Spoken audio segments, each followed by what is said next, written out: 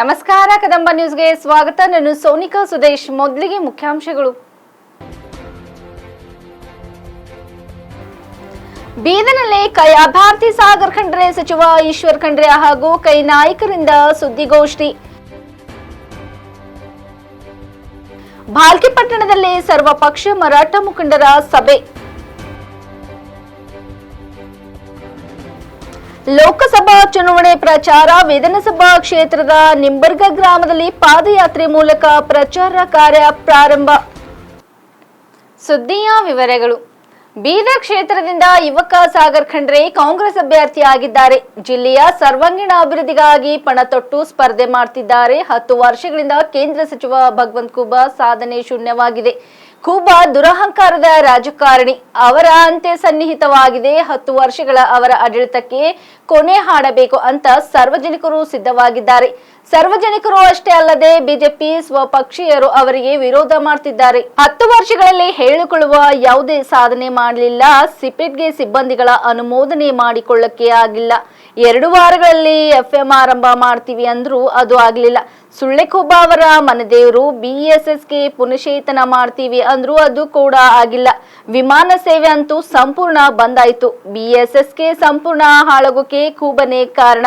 ಸ್ವಪಕ್ಷದ ಶಾಸಕ ಪ್ರಭು ಚವ್ಹಾಣ್ ಕೊಲೆ ಬೆದರಿಕೆ ಆರೋಪ ಮಾಡಿದ್ರು. ಬೀದರ್ಗೆ ಎಷ್ಟು ಮನೆಗಳನ್ನ ನಿರ್ಮಿಸಿದ್ದಾರೆ? ಉತ್ತರ ಕೊಡಲಿ ನೋಡೋಣ. ಕೇಂದ್ರದಲ್ಲಿ ಬಿಜೆಪಿ ದುರಾಡಳಿತ ಹೆಚ್ಚಾಗಿದೆ. ಇಡಿ IT ಅಧಿಕಾರಿಗಳನ್ನ ದುರುಪಯೋಗ ಮಾಡಿಕೊಳ್ತಿದ್ದಾರೆ. ಕಾಂಗ್ರೆಸ್ ಗ್ಯಾರಂಟಿಗಳಿಂದ ಜನ ಸಂತೃಪ್ತರಾಗಿದ್ದಾರೆ. ಬೀದರ್ ಲೋಕಸಭಾ ಚುನಾವಣೆಯಲ್ಲಿ ಹೆಚ್ಚಿನ ಸ್ಥಾನ ಗೆಲ್ತೇವೆ ಅಂತ ಖಂಡ್ರೆ ವಿಶ್ವಾಸ ವ್ಯಕ್ತಪಡಿಸಿದರು. ತಮ್ಮೆಲ್ಲರಿಗೆ ತಿಳಿದಿರುವಂತೆ ಬರುವ ಮೇ 7ನೇ ತಾರೀಕಿಗೆ 2ನೇ ಹಂತದಲ್ಲಿ ನಮ್ಮ ಬೀದರ್ ಜಿಲ್ಲೆಯ ಲೋಕಸಭೆ ಚುನಾವಣೆ ನಡೆಯುತ್ತಿದೆ. ಯುವಕ ಮುಖಂಡರಾದಂತಹ ಸಾಗರ್ ಖಂಡ್ರೆ ಅವರಿಗೆ ಕಾಂಗ್ರೆಸ್ ಪಕ್ಷದ ಅಧಿಕೃತ ಅಭ್ಯರ್ಥಿಯಾಗಿ ಘೋಷಣೆ ಮಾಡಲಾಗಿದೆ. ನಾನು ನನ್ನ ಪರವಾಗಿ, ಪಕ್ಷದ ಪರವಾಗಿ ವರಿಷ್ಠರಿಗೂ ಮತ್ತು ಸ್ಥಳೀಯ ಎಲ್ಲ ನಾಯಕರಿಗೂ ಹೃದಯದಿಂದ ಧನ್ಯವಾದಗಳನ್ನು ಅರ್ಪಿಸ್ತಾ ಇದ್ದೇನೆ. ಆದ್ಮೇಲೆ ಇವತ್ತು ಸಾಗರ್ ಖಂಡ್ರೆ ಒಬ್ಬ ಯುವಕನಾಗಿ, ಒಂದು ಕಾನೂನು ಪದವೀಧರನಾಗಿ, ಇವತ್ತು ಕೋವಿಡ್ ಸಂದರ್ಭದಲ್ಲಿ ಬೆಂಗಳೂರಿನಿಂದ ಇಲ್ಲಿಗೆ ಬಂದು, ನನಗೂ ಕೋವಿಡ್ ತಗುಲಿದಂಥ ಸಮಯದಲ್ಲಿ ಇವತ್ತು ಬೀದರ್ ಜಿಲ್ಲೆಯಾದ್ಯಂತ ಏನು ಕಾರ್ಮಿಕರು, ಕೃಷಿಕರು, ಅತ್ಯಂತ ಬಡವರು ಬಹಳ ಕಷ್ಟದಲ್ಲಿದ್ದರು. ಅವ್ರ ಕಷ್ಟಕ್ಕೆ ಸ್ಪಂದನೆ ಮಾಡಿ ಇವತ್ತು ಯಾರು ಆಸ್ಪತ್ರೆಗೆ ಸೇರ್ಪಡೆ ಆಗಿದ್ದಂಥವರ ದುಸ್ಥಿತಿ ಇತ್ತು, ಯಾರು ನೋಡದೇ ಇರುವಂಥ ಸಂದರ್ಭದಲ್ಲಿ ಇವತ್ತು ರೆಮ್ಡೆಸಿವಿರ್ ಇಂಜೆಕ್ಷನ್ ಇರ್ಬೋದು, ಆಕ್ಸಿಜನ್ ಇರ್ಬೋದು, ಆದಷ್ಟು ಮಟ್ಟಿಗೆ ಅಳಿಲು ಸೇವೆಯನ್ನು ಮಾಡಿದ್ದಾರೆ. ತದನಂತರ ವಿದ್ಯಾರ್ಥಿ ಕಾಂಗ್ರೆಸ್ನ ಪದಾಧಿಕಾರಿಯಾಗಿ ರಾಜ್ಯದಲ್ಲಿ ಕಾಂಗ್ರೆಸ್ ಪಕ್ಷವನ್ನು ಸಂಘಟನೆ ಮಾಡಲಿಕ್ಕೆ ಪ್ರಾಮಾಣಿಕವಾದ ಒಂದು ಪ್ರಯತ್ನವನ್ನು ಮಾಡಿದ್ದಾರೆ. ಹೀಗಾಗಿ ಇವತ್ತು ಬೀದರ್ ಜಿಲ್ಲೆಯ ಲೋಕಸಭಾ ಕ್ಷೇತ್ರದಲ್ಲಿ ಕಾಂಗ್ರೆಸ್ ಪಕ್ಷದ ಅಭ್ಯರ್ಥಿಯಾಗಿ, ಜಿಲ್ಲೆಯ ಒಂದು ಧ್ವನಿಯಾಗಿ ಇವತ್ತು ಈ ಭಾಗದ ಸರ್ವಾಂಗೀಣ ಅಭಿವೃದ್ಧಿ ಮಾಡಬೇಕು ಅನ್ನುವಂಥ ಸಂಕಲ್ಪದಿಂದ ಇವತ್ತು ಚುನಾವಣಾ ಕಣದಲ್ಲಿ ಕಾಂಗ್ರೆಸ್ ಪಕ್ಷದ ಅಭ್ಯರ್ಥಿಯಾಗಿ ನಿಂತಿದ್ದಾರೆ. ಇವತ್ತು ತಾವು ನೋಡ್ತಾ ಇದ್ದೀರಿ, ಭಾರತೀಯ ಜನತಾ ಪಕ್ಷದ ಏನು ಹಾಲಿ ಸಂಸದರಿದ್ದಾರೆ, ಕೇಂದ್ರದ ಮಂತ್ರಿಗಳು ಇದ್ದಾರೆ. ಇವತ್ತು ಜಿಲ್ಲೆಯ ಜನ ಅವರಿಂದ ಉತ್ತರ ಬಯಸ್ತಾ ಇದ್ದಾರೆ. 10 ವರ್ಷದಿಂದ ಅವರು ಇವತ್ತು ಸಂಸದರಾಗಿ, ಕೇಂದ್ರ ಸಚಿವರಾಗಿ ಅಧಿಕಾರದ ಚುಕ್ಕಾಣಿಯನ್ನು ಹಿಡಿದಿದ್ದಾರೆ. ಈ 10 ವರ್ಷದಲ್ಲಿ ಅವರ ಸಾಧನೆ ಏನಿದೆ? ಬರೀ ಸುಳ್ಳು ಹೇಳುವಂಥದ್ದು. ಇವತ್ತು ನೋಡಿ, ಅವರು ಸಿಪೆಟ್ ಬಗ್ಗೆ ಮಾತನಾಡಿದ್ದರು. ಸಿಪೆಟ್ ಬರಲಿಲ್ಲ, FM ಉಳಿಯಲಿಲ್ಲ. ಇವತ್ತು ವಿಮಾನ ಅಂತೂ ಹೊರಟೇ ಹೋಯಿತು. ನೀವು ನೋಡ್ತಾ ಇದ್ದೀವಿ. ಈ ಬೀದರ್ ಜಿಲ್ಲೆಯ ಜನ ಅವರ ಒಂದು ದುರಹಂಕಾರ, ಅವರಿಗೇನೊಂದು ದರ್ಪ ಬಂದಿದೆ, ಅಧಿಕಾರದ ದರ್ಪ, ಯಾರ ಜೊತೆಲೂ ಅವರ ನಡವಳಿಕೆ ಇವತ್ತು ಚೆನ್ನಾಗಿಲ್ಲ. ಹೀಗಾಗಿ ಬೇಸತ್ತಿದ್ದಾರೆ. ಅವ್ರ 10 ವರ್ಷದ ಅವರ ಏನು ಆಡಳಿತ ಇದೆ ಅದಕ್ಕೆ ಕೊನೆ ಹಾಡಬೇಕು ಅಂತೇಳಿ ಜನ ತೀರ್ಮಾನ ಮಾಡಿದ್ದಾರೆ. ಇವತ್ತು ಬರೀ ಸಾರ್ವಜನಿಕರ ಅಷ್ಟೇ ಅಲ್ಲ, ಇವತ್ತು ಸ್ವಪಕ್ಷೀಯರು ಸಹಿತ ಇವರಿಗೆ ತಿರಸ್ಕಾರ ಮಾಡಿದಂಥದ್ದು ನೀವೆಲ್ಲ ನೋಡ್ತಾ ಇದ್ದೀರಿ. ಒಟ್ಟ ಒಂದೇ ಒಂದು ಭರವಸೆಯನ್ನು ಈಡೇರಿಸಿಲ್ಲ. ಕಾಂಗ್ರೆಸ್ ಪಕ್ಷದ ನಮ್ಮ ಸರ್ಕಾರ ಇದ್ದಾಗ ನಾನೇ ಉಸ್ತುವಾರಿ ಮಂತ್ರಿ ಇದ್ದೆ. ನಾನು ರಾಜಶೇಖರ್ ಪಾಟೀಲ್, ರಹೀಂ ಖಾನ್ ಅವರೆಲ್ಲ ಪ್ರಯತ್ನ ಮಾಡಿ ಇವತ್ತು ರಾಜ್ಯ ಸರ್ಕಾರದಲ್ಲಿ ಎಲ್ಲಾ ರೀತಿಯ ಸಹಕಾರವನ್ನು ಕೊಟ್ಟ ನಂತರ ಇಲ್ಲಿ ನಾಗರಿಕ ವಿಮಾನಯಾನ ಸೇವೆ ಪ್ರಾರಂಭ ಆಯಿತು. ಪ್ರಾರಂಭ ಆದ್ಮೇಲೆ ಇವತ್ತು ನೋಡಿ ಅದನ್ನು ಉಳಿಸ್ಕೊಳ್ಳಿಕ್ಕೆ ಇದು ಸಾಧ್ಯ ಆಗಲಿಲ್ಲ. ಕೇಂದ್ರದಲ್ಲಿ ಮಂತ್ರಿಯಾಗಿ ಹೋಗಿ ಇವತ್ತು ವಿಮಾನಯಾನ ಮುಂದುವರಿಬೇಕು ಅನ್ನೋಂಥದ್ದು ಆಗಿತ್ತಲ್ಲ, ಏನ್ ಮಾಡಿದ್ರು? ಇವತ್ತೇನು ಸಿಪೆಟ್ ಪ್ರಾರಂಭ ಮಾಡ್ತೀನಿ ಅಂತ ಹೇಳಿ ಇವತ್ತು ಇನ್ಸ್ಟಿಟ್ಯೂಟ್ ಆಫ್ ಪೆಟ್ರೋಕೆಮಿಕಲ್ ಇಂಜಿನಿಯರಿಂಗ್ ಒಂದು ಕೋರ್ಸ್, ಇದೊಂದು ಇಂಜಿನಿಯರಿಂಗ್ ಕೋರ್ಸ್. ಇವತ್ತಿರೋ ಮಾನ್ಯ ಮುಖ್ಯಮಂತ್ರಿ ಅವರಿಗೆ, ಬೊಮ್ಮಾಯಿ ಅವರಿಗೆ ಇಲ್ಲಿಗೆ ಕರ್ಕೊಂಡು ಬಂದು ಇದೇ ಔರಾದ್ ತಾಲೂಕಿನ ಬಲ್ಲೂರು ಗ್ರಾಮ ಇರ್ಬೋದು, ಬಲ್ಲೂರು ಗ್ರಾಮದಲ್ಲಿ 90 ಕೋಟಿ ರೂಪಾಯಿ ವೆಚ್ಚದಲ್ಲಿ ನಾವು ಸಿಪೆಟ್ ಪ್ರಾರಂಭ ಮಾಡ್ತೀವಿ, ಈ ಭಾಗದ ಯುವಕರಿಗೆ ಮುಂದೆ ಉದ್ಯೋಗ ಸಿಗುತ್ತೆ ಅಂತೇಳಿ ಹೇಳಿ ಇವತ್ತು ಭರವಸೆಯನ್ನು ಕೊಟ್ಟು ಅದಕ್ಕೆ ಶಂಕುಸ್ಥಾಪನೆಯನ್ನು ಹಾಕಿದ್ರು. ಆದರೆ ಸತ್ಯ ಏನಿದೆ, ಇವತ್ತು ಇವರಿಗೆ ಹೋಗಿ ಕೇಂದ್ರದ ಆರ್ಥಿಕ ಏನು ನಮ್ಮ ಹಣಕಾಸು ಸಚಿವರಿದ್ದಾರೆ ಅವ್ರ ಕಡೆಯಿಂದ ಸಿಪೆಟ್ಗೆ ಏನು ಸಿಬ್ಬಂದಿಗಳು ಬೇಕಾಗಿತ್ತು, ಆ ಸಿಬ್ಬಂದಿಗಳು ಅನುಮೋದನೆ ಆಗದೆ, ಅದಕ್ಕೆ ಮಂಜೂರಾತಿ ಆಗದೆ ಆ ಸಿಪೆಟ್ ಪ್ರಾರಂಭ ಆಗಲಿಲ್ಲ. ಯಾಕೆ ಆಗಲಿಲ್ಲಪ್ಪ? ಸಾಗರ್ ಖಂಡ್ರೆ ಒಬ್ಬರು ಯೂತ್ ಇದ್ದಾರೆ, ಮತ್ತೆ ಲಾ ಡಿಗ್ರಿ ಮಾಡಿದ್ದಾರೆ, ಲಾಯರ್ ಇದ್ದಾರೆ. ಸುಮಾರು ಜನ ಏನೇನೋ ಹೇಳ್ತಾರೆ. ನಮ್ಮ ದೇಶದಲ್ಲಿ ಆಗಲಿ ಇಡೀ ವಿಶ್ವದಲ್ಲಿ ಆಗಲಿ ಒಂದು 4-5 ಎಕ್ಸಾಂಪಲ್ ಕೊಡ್ತೇನೆ. ಆ್ಯಪಲ್ ಆಗಲಿ, ಮೈಕ್ರೋಸಾಫ್ಟ್ ಆಗಲಿ, ಆ ಥರ ಸುಮಾರು ದೊಡ್ಡ ದೊಡ್ಡ ಕಂಪನಿ ಇಡೀ ವಿಶ್ವನಲ್ಲಿ ಆ ಎಲ್ಲ ಯುವಕರು ನಡೆಸಿದ್ದಾರೆ. ಅದು ಸುಮಾರಲ್ಲಿ ನಮ್ಮ ಇಂಡಿಯನ್ಸ್ ಇದ್ದಾರೆ. ಜಸ್ಟ್ ಇಂಜಿನಿಯರಿಂಗ್ ಪಾಸ್ ಆಗಲಿ, ಬೇರೆ ಬೇರೆ ಕೋರ್ಸ್ ಪಾಸ್ ಆಗಲಿ, ಈಸ್ ಎ MD ಆ ಥರ ದೊಡ್ಡ ದೊಡ್ಡ ಪೋಸ್ಟ್ ಕೊಟ್ಟಿದ್ದಾರೆ. ಮತ್ತು ಒಬ್ಬರು ಲಾ ಡಿಗ್ರಿ ಕಂಪ್ಲೀಟ್ ಮಾಡಿ ಲಾಯರ್ಗೆ ನೀವು ಕಡಿಮೆ ತಿಳಿತೀರಿ, ಯಾರೋ ಏನೇನೋ ಹೇಳ್ತಾರೆ. ಅದು ನನ್ನ ಪ್ರಕಾರ ತುಂಬ ರಾಂಗ್ ಇದೆ. ಯುವಕರಿಗೆ ಎಲ್ಲರೂ ಸಪೋರ್ಟ್ ಮಾಡಬೇಕು. IATS ಆಗಲಿ, IAS ಆಗಲಿ, ಸಡನ್ಲಿ ಯುವಕರು ಅವ್ರದ್ದು ಏಜ್ ನೋಡ್ಬೇಕು. ನಾವು ಎಷ್ಟು ಏಜ್ ಇದೆ ಬಂದು ಇಮಿಡಿಯೇಟ್ ಒಂದು ಒಳ್ಳೆ ಪೋಸ್ಟ್ ನಲ್ಲಿ ನಮ್ಮ ದೇಶಕ್ಕೆ ಆಗಲಿ ಡಿಸ್ಟ್ರಿಕ್ಟ್ ಆಗಲಿ ಅವರು ಒಳ್ಳೆ ಸೇವೆ ಮಾಡ್ತಾರೆ. ಇವಾಗ ನೀವು ನನ್ನ ವಿಷನ್ ಬಗ್ಗೆ ಕೇಳಿದ್ರಿ. ಇವಾಗ ಸಾಕಷ್ಟು ಸಮಸ್ಯೆಗಳು ಗ್ರೌಂಡ್ ಮೇಲೆ ಇರುತ್ತೆ. ಇವಾಗ ಯುವಕರಿಗೆ ಏನಿದೆ ಅಂತಂದ್ರೆ ನೀವು ನೋಡ್ಬೋದು, ಬಹಳಷ್ಟು ಸಲ ಸೀನಿಯರ್ಸ್ಗೆ ಹೋಗಿ ಅವರಿಗೆ ಇಂಟ್ರಾಕ್ಟ್ ಮಾಡ್ಲಿಕ್ಕೆ ಅವರಿಗೆ ಸ್ವಲ್ಪ ಹೆದರಿಕೆ ಆಗುತ್ತೆ. ಈ ಸೀನಿಯರ್ಸ್ ಏನ್ ಅನ್ಬೋದಪ್ಪ ಅಂತ. ಎಷ್ಟು ಹಳ್ಳಿಗಳಲ್ಲಿ ಅವರಿಗೆ ಆ ಭಯ ಇದೆ. ನನ್ನ ಜೊತೆ ಏನು ಫ್ರೀಕ್ವೆನ್ಸಿ ಇದೆ ಅವ್ರ ಜೊತೆ, ಯುವಕರಿಗೆ ನಾನು ಈಸಿಲಿ ಕನೆಕ್ಟ್ ಆಗ್ಬೋದು. ಕನೆಕ್ಟ್ ಆಗಿ ಅವ್ರದ್ದು ಏನೇ ಸಮಸ್ಯೆ ಇದ್ರೆ ನಾನು ಅವ್ರ ಜೊತೆ ಇರ್ತೀನಿ ಅಂತ ನಾನು ಹೇಳ್ಬೋದು. ಇದ್ರ ಜೊತೆ ನಾವು ಕೂಡ ಒಂದು ಮ್ಯಾನಿಫೆಸ್ಟೋ ಮುಖಾಂತರ ಕೆಲವು ದಿನಗಳಲ್ಲಿ ನಮ್ದು ಏನೇನು ವಿಷನ್ಗಳಿದಾವೆ ಅದನ್ನೆಲ್ಲ ನಾವು ಜನರಿಗೆ ನಾವು ಮುಟ್ಟಿಸ್ತೀವಿ ಅಂತ ನಾನು ಹೇಳೋದಕ್ಕೆ ನಾನು ಬಯಸುತ್ತೇನೆ. ಏನಾದ್ರೂ ನಾವು ಸೇವೆ ಮಾಡ್ಬೇಕು, ಸಮಾಜ ಸೇವೆ ಮಾಡ್ಬೇಕಂತಾನೆ ಬಂದಿದ್ದೀನಿ. ಯಾಕಂತಂದ್ರೆ ದೇವ್ರು ನಂಗೆ ಎಲ್ಲಾನೇ ಕೊಟ್ಟಿದ್ದಾರೆ. ಇವಾಗ ಬರುವ ದಿನಗಳಲ್ಲಿ ನಾನು ಕೂಡ ಸಮಾಜನ ಏನಾದ್ರೂ ವಾಪಸ್ ಕೊಡ್ಬೇಕು. ಯಾಕಂತಂದ್ರೆ ಎಷ್ಟೋ ಇನ್ನೂ ಜನ ಬಡವರಿದ್ದಾರೆ, ಎಷ್ಟೋ ಕಷ್ಟ ಸುಖಗಳಿದ್ದಾರೆ. ಒಂದೇ ಉದಾಹರಣೆ ಕೊಡ್ಬೇಕಂತಂದ್ರೆ, ಇವಾಗ ನಾನು ಸ್ಕೂಲು ಕಾಲೇಜಲ್ಲಿ ಓದ್ತಾ ಇದ್ದೆ, ನನ್ಗೆ ಯಾವತ್ತೂ ಫೀಸಿಂದ ಯಾವತ್ತೂ ಏನೂ ತೊಂದರೆ ಆಗ್ಲಿಲ್ಲ. ಆದ್ರೆ ಇವಾಗ ನಾನೇ ಕೂಡ ಒಂದು ಶಾಂತಿವರ್ಧಕ ಶಿಕ್ಷಣ ಸಂಸ್ಥೆ ಕಾರ್ಯದರ್ಶಿಯಾಗಿ ನಾನು ಕೆಲಸ ಮಾಡ್ತಾ ಇದ್ದೀನಿ. ಅಂತ ಸಂದರ್ಭದಲ್ಲಿ ನಂಗೆ ಗೊತ್ತು ಎಷ್ಟೋ ಬಡವ ಜನ ಬರೀ 5,000 10,000 ಫೀಸ್ ಕಟ್ಲಕ್ಕೂ ಅವರು ಎಷ್ಟೋ ಸಮಸ್ಯೆ ಆಗ್ತದೆ. ಎಷ್ಟೋ ಜನ ಇನ್ನು ಶೆಡ್ಗಳಿದ್ದಾರೆ. ಇಂಥ ಸಾಕಷ್ಟು ಸಮಸ್ಯೆಗಳಿದಾವೆ. ಇದನ್ನೆಲ್ಲ ಏನಾದ್ರೂ ವಾಪಸ್ ಕೊಡ್ಬೇಕಂತ ಉದ್ದೇಶದಿಂದ ನಾನು ಸಮಾಜ ಸೇವೆಯಲ್ಲಿ ಬಂದಿದ್ದೀನಿ. ಭಾಲ್ಕಿ ಪಟ್ಟಣದಲ್ಲಿ ಇಂದು ಸರ್ವ ಪಕ್ಷ ಮರಾಠ ಮುಖಂಡರ ಸಭೆ ನಡೆದಿದ್ದು, ಮರಾಠ ಸಮಾಜಕ್ಕೆ ವಿಧಾನಸಭಾ ಲೋಕಸಭಾ ಚುನಾವಣೆಯಲ್ಲಿ ಸದಾ ಅನ್ಯಾಯವಾಗುತ್ತದೆ. ನಮ್ಮ ಮತಗಳನ್ನು ಪಡೆದು ಕೆಲವರು ಅಧಿಕಾರವನ್ನು ಅನುಭವಿಸುತ್ತಿದ್ದಾರೆ. ಇನ್ಮುಂದೆ ನಮ್ಮ ಸಮಾಜವು ಕೂಡ ರಾಜಕೀಯವಾಗಿ ಬೆಳೆಯಬೇಕು ಎಂಬ ಹಿತದೃಷ್ಟಿಯಿಂದ ಬೀದರ್ ಲೋಕಸಭಾ ಕ್ಷೇತ್ರದ ಅಳಂದ್, ಹುಮ್ನಾಬಾದ್, ಬಸವಕಲ್ಯಾಣ, ಔರಾದ್, ಭಾಲ್ಕಿ, ಚಿಂಚೋಳಿ ಸೇರಿದಂತೆ ಎಲ್ಲಾ ತಾಲೂಕಿನಲ್ಲಿ ಮರಾಠ ಸಮುದಾಯ ಮುಖಂಡರ ಜೊತೆ ಸಭೆ ನಡೆಸಿ ಚುನಾವಣೆ ಆಡಳಿತಕ್ಕೆ ಇಳಿಯುವ ಬಗ್ಗೆ ತಯಾರಿ ಮಾಡಲಾಗುವುದು. ಮುಂದಿನ ದಿನಗಳಲ್ಲಿ ಬೀದರ್ನಲ್ಲಿ ಸರಿಸುಮಾರು 50ಕ್ಕೂ ಅಧಿಕ ಜನರನ್ನು ಸೇರಿಸುವ ಮಹತ್ವ ಕಾರ್ಯ ನಡೆಯುತ್ತೆ ಎಂದು ಮರಾಠ ಮುಖಂಡರು ಪಟ್ಟಣದಲ್ಲಿ ಹೇಳಿದರು. ಈ ಸಂದರ್ಭದಲ್ಲಿ ಡಾಕ್ಟರ್ ದಿನಾಕರ್ ಮೋರೆ, ಪದ್ಮಕಾರ್ ಪಾಟೀಲ್, ಅಗಂದ್ರಾವ್, PR ಪಾಟೀಲ್, ಪಂಡಿತ್ ಪಾಟೀಲ್, ರಾವ್ ಸಾಹೇಬ್ ಬಿರಾದರ್ ಸೇರಿದಂತೆ ಅನೇಕರು ಇದ್ದರು.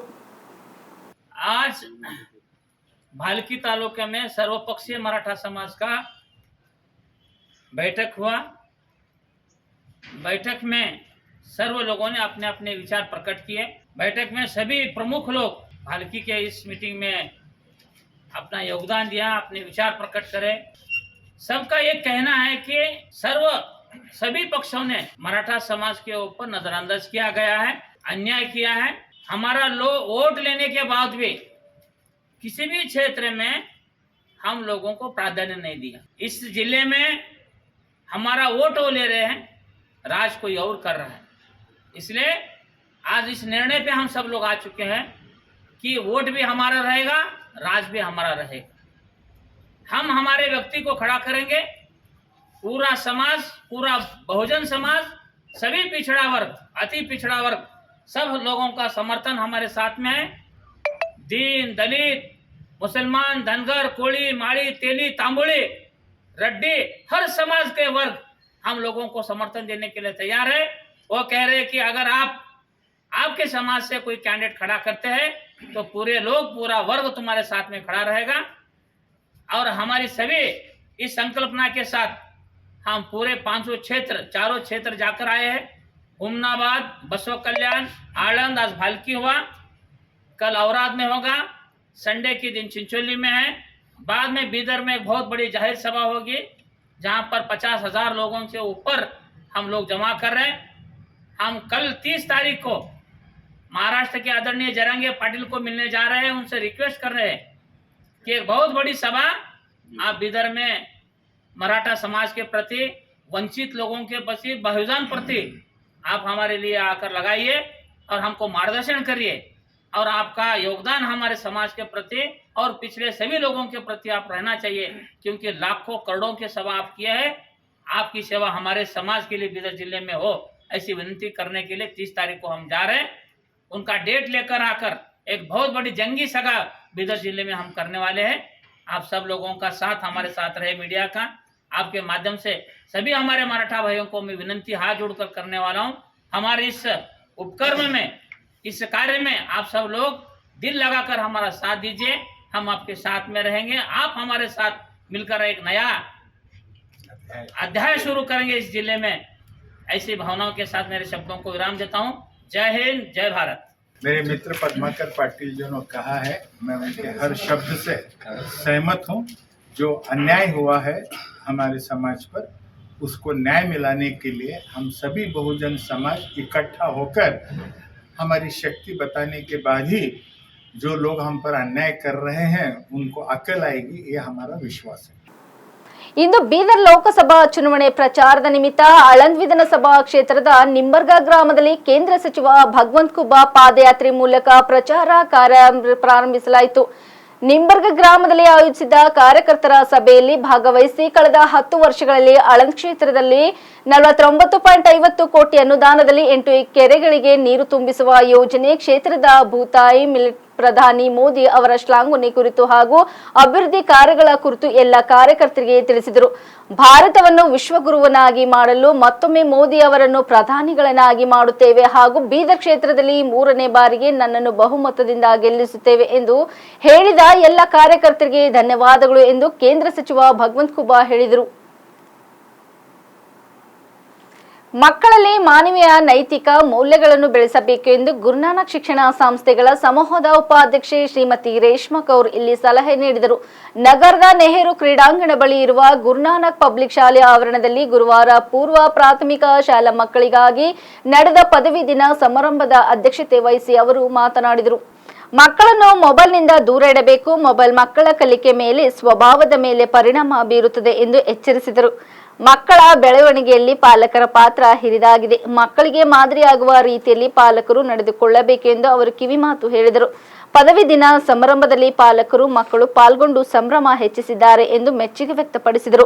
ವಿಜೇತ ಮಕ್ಕಳಿಗೆ ಮೆಡಲ್ ಮತ್ತು ಪ್ರಮಾಣ ಪತ್ರ ನೀಡಿ ಗೌರವಿಸಿದರು. ಅದೇ ರೀತಿ ಡಾಕ್ಟರ್ ಮೊಹಮ್ಮದ್ ಶೋಯಬ್ ಅಕ್ರಮ್ ಅವರು ಮುಖ್ಯ ಅತಿಥಿಯಾಗಿ ಭಾಗವಹಿಸಿ ಕಾರ್ಯಕ್ರಮಕ್ಕೆ ದೀಪ ಬೆಳಗಿಸುವ ಮೂಲಕ ಚಾಲನೆ ಕೊಟ್ಟರು. ಈ ಸಂದರ್ಭದಲ್ಲಿ ಮುಖ್ಯೋಪಾಧ್ಯಾಯಿನಿ ಶ್ರೀಮತಿ ಆರಿಫ್ ಹಾದಿ, ಪ್ರಾಂಶುಪಾಲರಾದ ಎನ್ ರಾಜು, ಶೇಖ್ ಅಮ್ಜದ್ ಅಲಿ ಉಪಸ್ಥಿತರಿದ್ದರು.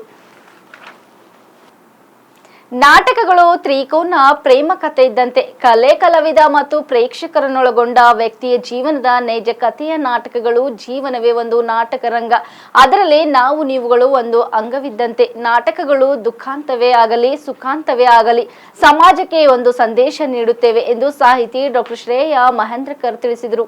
ಜನಪದ ಕಲಾವಿದರ ಬಳಗ, ಮಕ್ಕಳ ಸಾಹಿತ್ಯ ಪರಿಷತ್ತು ಹಾಗೂ ಕನ್ನಡ ಮತ್ತು ಸಂಸ್ಕೃತಿ ಇಲಾಖೆ ಬೆಂಗಳೂರು ಇವರ ಸಹಯೋಗದಲ್ಲಿ ಬೀದರ್ ನಗರದ ಪೂಜೆ ಚನ್ನಬಸವ ಪಟ್ಟದೇವರ ರಂಗಮಂದಿರದಲ್ಲಿ ಜರುಗಿದ 7 ದಿವಸಗಳ ನೆಪಥ ನಾಟಕೋತ್ಸವದ ಸಮಾರೋಪ ಸಮಾರಂಭದಲ್ಲಿ ಮುಖ್ಯ ಅತಿಥಿಗಳಾಗಿ ಮಾತನಾಡಿದರು. ಅಂಬಿಗರ ಚೌಡಯ್ಯ ಅಭಿವೃದ್ಧಿ ನಿಗಮದ ಮಾಜಿ ಅಧ್ಯಕ್ಷ ಜಗನ್ನಾಥ್ ಜಮಾದಾರ್ ಮಾತನಾಡಿ, ಹಿಂದೆ ನಾಟಕಗಳನ್ನು ನೋಡಲು ನಾ ಮುಂದೆ ತಾ ಮುಂದೆ ಎಂದು ಮನೆಯಿಂದಲೇ ಹೊದಿಕೆ ಚಾಪೆ ತೆಗೆದುಕೊಂಡು ಹೋಗಿ 1 ಗಂಟೆ ಮೊದಲೇ ಜಾಗ ಮೀಸಲು ಮಾಡಿಕೊಳ್ಳುತ್ತಿದ್ದರು. ಆದರೆ ಇಂದು ಆಧುನೀಕರಣ ಮತ್ತು ಮೊಬೈಲ್ ಯುಗದಲ್ಲಿ ರಂಗಕಲೆ ತನ್ನ ಬೆಲೆ ಕಳೆದುಕೊಳ್ಳುತ್ತದೆ. ಹೀಗಾಗಿ ರಂಗಭೂಮಿ ಲಕ್ಷ ಕೋಟಿ ಸಂಪಾದನೆ ಮಾಡಿದರೂ ನಮಗೆ ಶಾಂತಿ ಸಿಗುವುದಿಲ್ಲ. ಆದರೆ ಕಲೆ ಮತ್ತು ಕಲಾವಿದರು ಉಳಿದರೆ ಮಾತ್ರ ನೆಮ್ಮದಿಯ ಜೀವನ ಸಾಗಿಸಲು ಸಾಧ್ಯ ಎಂದರು. ಹಿರಿಯ ರಂಗ ಕಲಾವಿದ ಸಂಗ್ರಾಮ್ ಎಂಗಾಳೆ ಮಾತನಾಡಿ, 7 ದಿವಸಗಳ ನೆಪಥ ನಾಟಕೋತ್ಸವದಲ್ಲಿ ಹಲವು ವಿಷಯಗಳನ್ನು ಕಲಿತೆವು. ನವರಸಗಳ ಜ್ಞಾನ, ಹೊಸ ಕಲೆಗಳ ಪರಿಚಯವಾಯಿತು. ನಾಟಕಗಳು ಹಾಗೂ ಅದರಲ್ಲಿರುವ ವಿಷಯಗಳು ನಮಗೆ ಚಿಂತನೆಗೆ ಈಡು ಮಾಡುತ್ತವೆ, ಪರವಶರಾಗುವಂತೆ ಮಾಡುತ್ತೇವೆ ಎಂದರು. ವೇದಿಕೆ ಮೇಲೆ ಲಂಬಾಣಿ ಕಲಾವಿದೆ ಲಲಿತಾ ಲೋಕಪ್ವಾರ್ ಅವರನ್ನು ಸನ್ಮಾನಿಸಲಾಯಿತು. 7 ದಿವಸಗಳ ನೆಪಥ ನಾಟಕೋತ್ಸವದ ಕೃತ್ಯಗಳಾದ ಪಾರ್ವತಿ ವಿಜಯಕುಮಾರ್ ಸೋನರೆ ದಂಪತಿಗಳಿಗೆ ವಿವಿಧ ಸಂಘ ಸಂಸ್ಥೆಗಳ ವತಿಯಿಂದ ಸನ್ಮಾನಿಸಲಾಯಿತು. ವೇದಿಕೆ ಮೇಲೆ ಎಂಎಸ್ ಮನೋಹರ್, ಲಕ್ಷ್ಮೀ ಅಬ್ರಹಾಂ ಉಪಸ್ಥಿತರಿದ್ದರು. ಸಂಜುಕುಮಾರ್ ಉಜ್ನಿ ಹಾಗೂ ಸಂಗಡಿಗರಿಂದ ತತ್ವಪದ ಗಾಯನ ಜರುಗಿತು. ಸುನಿಲ್ ಕಡ್ಡೆ ನಿರ್ದೇಶನದ ಎಚ್ಎಲ್ ಕೇಶವಮೂರ್ತಿ ರಚನೆಯ ಬೀದರ್ ಸಮುದಾಯ ಕಲಾವಿದರಿಂದ ಪೋಕ್ಸೆಟೆಡ್ ಪ್ರಸಂಗ ನಾಟಕ ಪ್ರದರ್ಶನ ಜರುಗಿತು. ಸುನಿಲ್ ಕಡ್ಡೆ ನಿರೂಪಿಸಿದರು. ವಿಜಯ್ ಕುಮಾರ್ ಸೋನರೆ ಸ್ವಾಗತಿಸಿರುವುದು, ದೇವಿದಾಸ್ ಚಿಂಕೋಡೆ ವಂದಿಸಿದರು. ಕಾರ್ಯಕ್ರಮದಲ್ಲಿ ಯೇಸುದಾಸ್ ಅಲಿಯಂಬರೆ, ಹಿರಿಯ ಸಾಹಿತಿ ಭಾರತಿ ವಸ್ತ್ರ, ಪುಷ್ಪ ಕನಕ, ರೇಖಾ ಸೌದಿ, ವಿರೂಪಾಕ್ಷ ಗಾದ್ಗಿ, ನಾಗಶೆಟ್ಟಿ ಧರಂಪುರೆ, ಪುಣ್ಯವತಿ ವಿಸಾಜಿ, ವಿದ್ಯಾವತಿ ಬಲ್ಲೂರ್ ಸೇರಿದಂತೆ ಇನ್ನಿತರರು ಉಪಸ್ಥಿತರಿದ್ದರು. ಇಲ್ಲಿವರೆಗೆ ಸುದ್ದಿ ಕೊಟ್ಟಿದ್ದು ನಾನು ಸೋನಿಕಾ ಸುದೇಶ್. ಮುಂದಿನ ಸುದ್ದಿಯೊಂದಿಗೆ ಮತ್ತೆ ಭೇಟಿಯಾಗೋಣ. ವಂದನೆಗಳು.